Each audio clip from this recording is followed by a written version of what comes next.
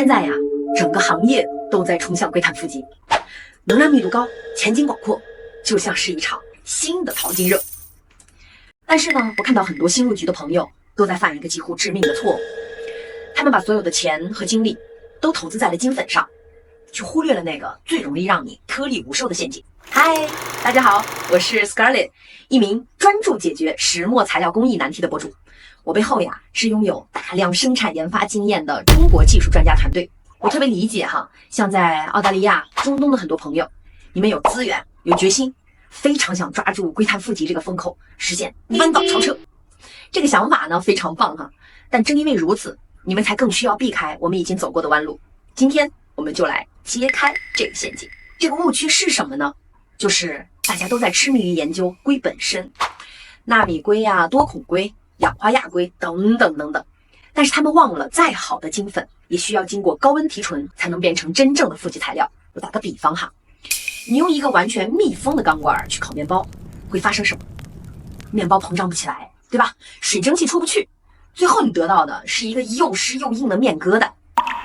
材料在高温的时候呢，也会呼吸，它会产生各种气体，自身的体积呢也会发生变化。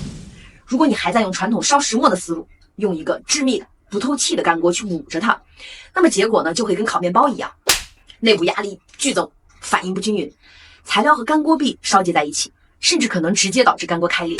那么你的金粉最后就变成了一锅废料。所以负极提纯的秘密不在于把干锅做得多结实，而在于要让你的干锅学会呼吸。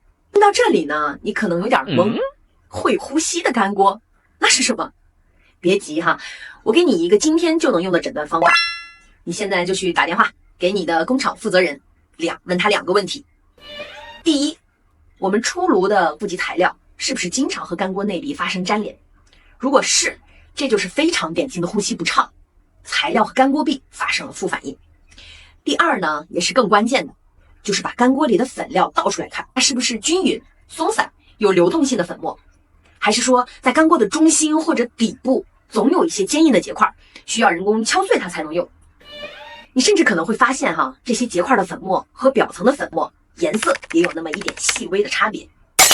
这种中心结块颜色不均的现象，就是内部气体排不出去，造成局部过热和反应不充分的铁证。它直接导致了你这一炉的产品批次一致性会大幅度下降。这些结块就是你数百万美金投资打水漂的癌细胞好的，那么总结一下，进入硅碳负极的赛道，思维必须要升级，关键是在为材料在高温下的呼吸提供一个顺畅的通道。这需要干锅材料、结构系统性的匹配。我知道这听起来很复杂所以如果你正在规划或者已经开始了你的硅碳负极项目，并且意识到了我今天提到的问题，我呢愿意为你提供一个15分钟的免费在线健康检查。我会和我的团队专家听一下你的工艺路线，看看有没有明显的呼吸障碍。